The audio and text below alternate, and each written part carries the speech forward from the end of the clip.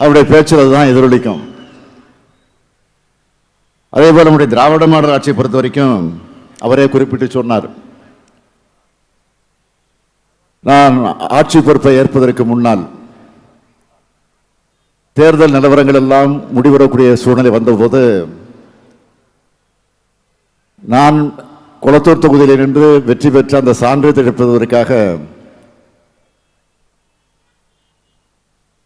லைலா கல்லூரியில் வாக்கு எண்ணப்பட்டு கொண்டிருந்த அந்த கல்லூரிக்கு நான் சென்று அதை பெற்று அதற்கு பிறகு அதை நம்முடைய தலைவர் கலைஞர், அறிஞர் அண்ணா அவருடைய நினைவிடத்திற்கு சென்று அங்கே அவர்களுக்கு என்னுடைய வணக்கத்தை செலுத்துகிற இடத்தில் அப்போது பத்திரிகை நிருபர்கள் எல்லாம் என்னை சூழ்ந்து கொண்டு கேட்டார்கள், ஆட்சிக்கு வர போறீங்க, ஆட்சி பொறுப்பு ஏற்க போறீங்க, தமிழ்நாட்டு மக்களுக்கு என்ன சொல்ல போறீங்க அப்படின்னு கேட்டாங்க. நான் எதையும் சொல்ல விரும்பல, ஒன்னே அழுத்தமா சொல்ல விரும்புறேன் அப்படின்னு சொன்னேன். என்னை நம்பி வாக்களித்திருக்கக்கூடிய மக்களுக்கு மட்டுமல்ல, வாக்களிக்க தவறுகளுக்கும் சேர்த்து இந்த ஆட்சி நடைபெறும். அதையும் தாண்டி சொல்றேன், வாக்களிச்சவங்க மகிழ்ச்சி அடையணும், வாக்களிக்க தவறியவங்க இப்படிப்பட்டவருக்கு வாக்களிக்காம தவறிவிட்டோமே என்று வருத்தப்படணும். ஆக அந்த நிலையில நிச்சயமாக எங்கள் ஆட்சி இருக்கும் என்று நான் உறுதி சொன்னேன். ஆகவே அப்படித்தான் இந்த மேற்கு மண்டலத்திற்கும் ஏராளமான திட்டங்களை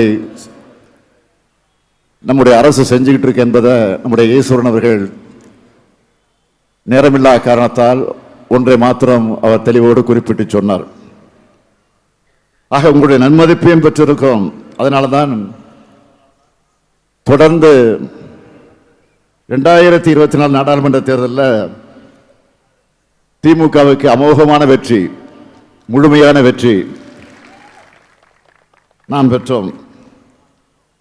ஆக அந்த 40க்கு 40 என்ற வெற்றியை பெற்றிருக்கிறோம் என்று சொன்னால், முழு வெற்றியை பெற்றிருக்கிறோம் என்று சொன்னால், நம்முடைய ஆட்சிக்கு கிடைத்திருக்கக்கூடிய அது நற்சான்றிதழ். அதேபோல் வருகிற 2026ஆம் ஆண்டும் மீண்டும் சொல்லுகிறேன், நாம் தான் வெற்றி பெறப் போகிறோம், நம்முடைய அணிதான் வெற்றி பெறப் போகிறது, நிச்சயம் அது தொடரும். ஆனால் ஒன்றிய அரசு, இன்றைக்கு மோடி தலைமையில் இருக்கக்கூடிய ஒன்றிய அரசு நம்மை மாதிரி இல்லாம, நம்முடைய ஆட்சி போல இல்லாம வாக்களிக்காத தமிழ்நாட்டை வஞ்சித்துக் கொண்டிருக்கு. அவங்களுடைய வஞ்சனையும் கடந்து தமிழ்நாடு வளர்ச்சியில் இன்றைக்கு நாம முதலிடத்தில் இருக்கிறோம். எல்லா துறைகளிலும்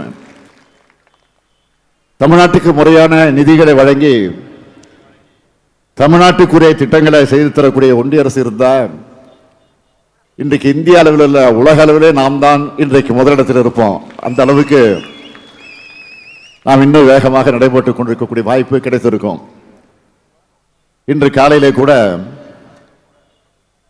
தொகுதி மறுசீரமைப்பில் தமிழ்நாடு உள்ளிட்ட மாநிலங்களில் பாதிக்கப்படாத என்ற உறுதியை மாண்புமிகு பிரதமர் அவர்கள் வழங்கணும்னு நான் கோரிக்கை வச்சேன். ஆக அந்த கோரிக்கையை தெளிவாக நான் குறிப்பிட்டு சொன்னேன். பிரதமர் அவர்கள் இன்னொரு அரை மணி நேரத்தில் தமிழ்நாட்டிற்கு வருகிறார், ராமேஸ்வரத்துக்கு வருகிறார், பாலத்தை திறந்து வைக்க போகிறார். அதுவும் எங்கிருந்து வருகிறார் என்று கேட்டால் இலங்கையிலிருந்து வருகிறார். இலங்கையில் மீனவர்கள் படக்கூடிய, நம்முடைய மீனவர்கள் துன்பத்திற்கு ஆளாகக்கூடிய அந்த துயரத்துக்கெல்லாம் ஒரு விடிவு கிடைக்கும். அதையெல்லாம் பேசிவிட்டு வந்து செய்தியை சொல்லுவார். தொகுதி மறுசீரமைப்பு பற்றி நாம் அழுத்தமாக சட்டமன்றத்தில் தீர்மானம் போட்டிருக்கிறோம்.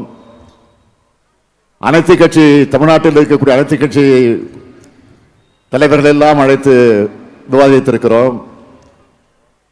அதற்கு பிறகு தென் மாநிலங்கள் மட்டுமல்ல, வட மாநிலத்தில் இருக்கக்கூடிய சில மாநில தலைவர்களும், 7 மாநில தலைவர்கள், 3 முதலமைச்சர்கள், பல்வேறு துணை முதலமைச்சர்கள் பங்கேற்கக்கூடிய இன்னொரு கூட்டத்தையும் கூட்டி கடந்த 22ஆம் தேதி என்று அந்த கூட்டத்தை கூட்டி அதிலே தீர்மானம் போட்டு பிரதமரை சந்திக்க நேரம் கேட்டிருக்கிறோம். இன்னும் இதுவரை ஒப்புதல் வரவில்லை. ஆக இதற்கிடையில நீங்கள் தமிழ்நாட்டுக்கு வரீங்க. ஆக வரக்கூடிய நீங்கள் அதிலாவது அதை தெளிவுபடுத்த வேண்டும், அதை விளக்கமாக குறிப்பிட்டு சொல்ல வேண்டும் என்று நான் ஒரு கோரிக்கை வச்சேன். ஆனா மக்களோட முக்கியமான பிரச்சனைகளுக்கு பதில் சொல்லாம தவிர்க்கிறவங்களுக்கு நாம் என்ன செய்ய முடியும்? வேறு வழி இல்லை. அப்படி தமிழ்நாட்டை தவிர்க்கக்கூடிய மக்களுக்கு மீண்டும் தமிழ்நாட்டில் உங்களுக்கு இடமே இல்லை என்ற பதிலைத்தான் வரக்கூடிய தேர்தலில் நீங்கள் வழங்கிட வேண்டும் என்று இந்த நிகழ்ச்சியின் மூலமாக நான் கேட்டுக்கொள்ள கடமைப்பட்டிருக்கிறேன். கொங்கு கலைக்குழு சார்பில் நடந்திருக்கக்கூடிய இந்த வள்ளிக்கும்மி கலை விழா கலை வளர்ச்சிக்கும் அதன் மூலமாக தமிழ் பண்பாட்டுக்கும் தமிழ் பண்பாட்டுடைய வளர்ச்சிக்கும் தமிழர் ஒற்றுமையாக இருக்க வேண்டும் என்ற அந்த உணர்வோடு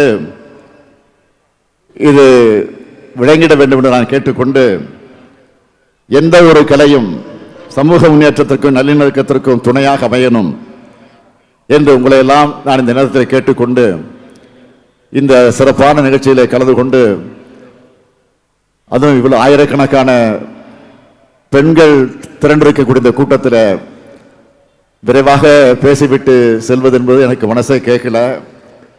ஏனென்றால் நான் விமானத்தை பிடித்து இரவோடு சென்னைக்கு சென்று நாளைக்கு சட்டமன்றம் இருக்கிறது. எனக்கு மட்டுமல்ல, ஈஸ்வரனுக்கு இருக்கிறது. ஆக அந்த கடமையும் நாங்கள் ஆற்றிட வேண்டும். எனவே நீண்ட நேரம் உங்களிடத்தில் என்று உரையாற்ற வாய்ப்பில்லை என்ற அந்த காரணத்தால் இந்த அளவில் நான் என்னுடைய உரையை நிறைவு செய்வதற்கு முன்பு உங்கள் அத்தனை பேருக்கு மீண்டும் என்னுடைய நெஞ்சார்ந்த வாழ்த்துக்களையும் பாராட்டுக்களையும் தெரிவித்து விடைபெறுகிறேன். நன்றி, வணக்கம். பிளே ஸ்டோர் மற்றும் ஆப் ஸ்டோரில் இருந்து பாலிமர் செயலியை QR கோடு மூலம் பதிவிறக்கம் செய்யுங்கள். செய்திகளை உடனுக்குடன் பெறுங்கள்.